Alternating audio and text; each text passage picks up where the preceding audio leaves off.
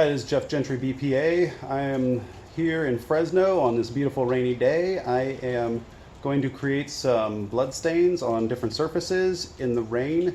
So we're going to demonstrate some drip stains and also drip stains out on a wet surface to show you what diluted blood stains look like. What we're going to be doing is going to look at blood drip stains on different surfaces and also in the rain. So what we're going to use is a synthetic blood substitute. This is going to act like real blood. It's just not human blood. The viscosity is a little lower, so it's a little bit not quite as thick as regular human blood. It's gonna look the same. It's gonna act like a liquid, just like blood is, but it's just not quite as viscous. So I'm going to try it first on the concrete surface, and then I'm going to try it on the carpet, and then I'm going to try it out in the rain. So we're going to do these drip stains at a height of about 3 feet, and I'll show you what those look like. Okay, so we're doing drip stains, height of about 3 feet. Okay, so you're getting essentially circular blood stains. There's a nice smooth edge. There's since the surface is painted, the blood doesn't absorb into the surface at all, so it creates those little radiating spines, or what's sometimes referred to as a scalloped edge.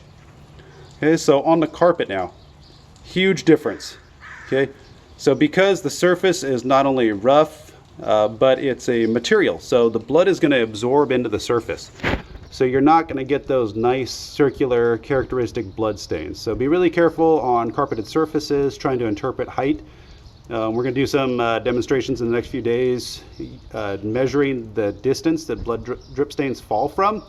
I like looking at blood drip stains because that is pretty much the most common form of blood stain that you're going to see at a death investigation scene. As a death investigator, I've been to thousands of scenes, and the most common blood stain that you're going to see is a blood drip stain. All right, so now we're going to let those dry over the next few hours. I'm going to do a couple more drip stains coming out into the rain. These are at a height of about 4 feet. Okay, a little larger volume. Okay, so now this is actually on the wet surface, the rain. So initially you see a rather circular blood stain when the stain hits the concrete, but it almost immediately dilutes. So what we refer to that as is an altered blood stain. The rain and the wet surface is going to alter the blood stain. So you're going to get almost immediate dilution of the blood. So unless you're actually seeing this happening, I mean, aside from saying that there was bleeding that occurred in this area, I mean, these blood stains are very difficult to interpret.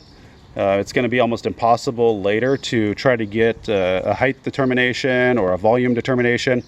So be really careful with altered blood stains, but it is fairly common, especially in wet areas. If you have a death or a scene that happens outside, you want to try to document these blood stains as quickly as possible. So we're going to let this sit for a while. We've got our blood stains inside on the concrete, got our blood stains on the carpet, and then we'll come back and look at these a little later.